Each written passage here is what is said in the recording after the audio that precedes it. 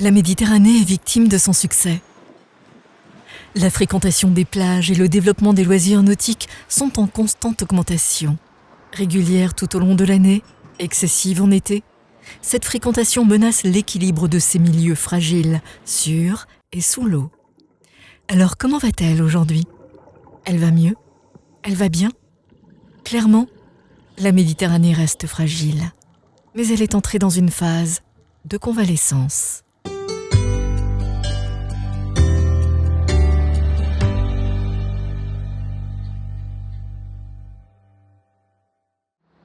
L'année 2023 a vu la fréquentation touristique revenir à ses niveaux d'avant Covid, à grand renfort de communication et de réseaux sociaux de la part des communes littorales. Globalement, depuis les années 2000, cette nouvelle forme de pression humaine sur la Méditerranée a supplanté les pressions dues à l'urbanisation frénétique des années antérieures. Merci la loi littorale. Cette loi de 1986 qui vise à concilier les activités humaines et la préservation nécessaire des écosystèmes marins de la zone côtière. Son objectif ? Parvenir à un aménagement durable des territoires littoraux en autorisant exclusivement la réalisation de projets adaptés aux enjeux économiques et environnementaux. Voilà une avancée significative. Mais revenons à notre sujet, la fréquentation. Les deux sont étroitement liés. C'est ainsi qu'ont été créés par exemple les nombreux chemins balisés pour accéder aux plages. L'idée, là aussi, est de préserver l'environnement dont le rôle est capital pour lutter contre l'érosion. Ce sont les racines des plantes, des arbres qui retiennent les dunes. Ce sont les feuilles de posidonie mortes qui font barrage contre les vagues et qui retiennent le sable sur les plages. Les ramasser, c'est laisser la mer grignoter la terre. La mer est souvent considérée comme le dernier espace de liberté, mais la cohabitation des différents types d'usages est parfois conflictuelle.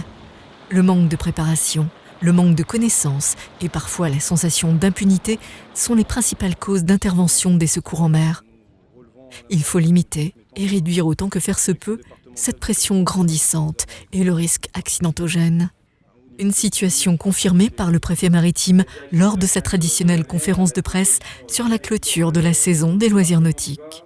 Globalement, depuis 4 ou 5 ans, on observe un niveau d'intervention qui est relativement stable, mais plutôt sur un plateau haut qui s'explique par beaucoup de raisons, et notamment, puisque ces chiffres sont assez post-Covid, c'est une très grande pratique et une augmentation de la pratique des usages en mer, quelle qu'elle soit, qui est due par l'augmentation du nombre de pratiquants, mais aussi par la variété des pratiques qui sont offertes maintenant aux usagers de la mer en matière de loisirs.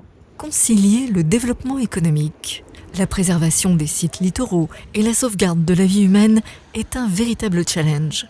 Alors oui, il est nécessaire de réglementer, mais c'est aussi et surtout par l'éducation, la communication et la sensibilisation que l'on obtient l'adhésion des populations et des comportements plus responsables, plus respectueux de l'environnement. Sur les plages, les mégots de cigarettes sont un autre fléau. Ces mégots représentent jusqu'à 40% des déchets récupérés par les services de propreté urbaine et les associations qui se démènent corps et âme pour rendre propres les plages et les criques. C'est énorme. Malgré la mise à disposition de cendriers dans le mobilier urbain, un fumeur sur 5 avoue encore jeter ses mégots au sol. Sur l'eau, le bruit des moteurs, des hélices, les sonars déstabilisent la vie sous-marine.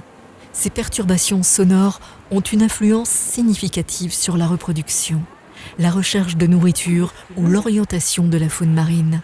Cette pollution sonore est reconnue comme telle depuis 2010 et représente un domaine sur lequel il faut encore progresser. Nous, on interdit les jets qui font du bruit, et même entre eux. Des fois, j'ai des clients, ils me disent « Ouais, j'ai vu un jet qui faisait ça, je vais acheter le voir, lui dire de ne pas le faire, etc. » Et en fait, tous les gens qui sont là, ils sont là pour faire perdurer notre loisir et notre sport. Nous, on travaille en fait en commun avec les affaires maritimes et Natura 2000, qui justement sont les zones classées, etc. Et tout ce qu'on fait, c'est encadré et autorisé. La réglementation récente sur les mouillages instaurés en 2021 par la préfecture maritime est l'espoir d'une véritable avancée en termes de protection de l'herbier de Posidonie, dont l'arrachage par les ancres est une source de préoccupation majeure. La croissance de la Posidonie est lente.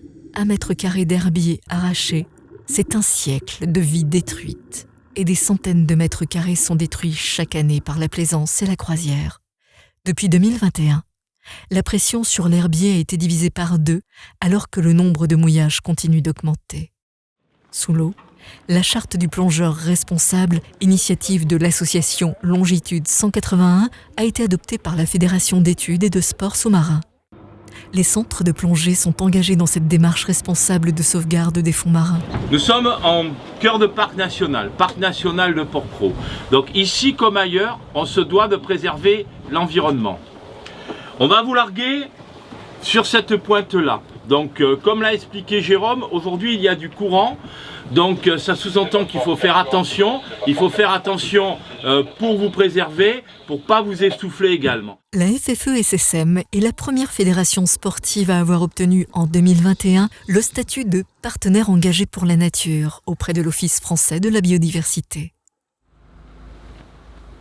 Dans la recherche du difficile équilibre entre activité humaine et protection de l'environnement, la réglementation des usages et des pratiques nautiques ainsi que les initiatives des différentes fédérations et associations doivent être comprises comme un encadrement du droit à profiter de la mer et non comme une atteinte à la liberté.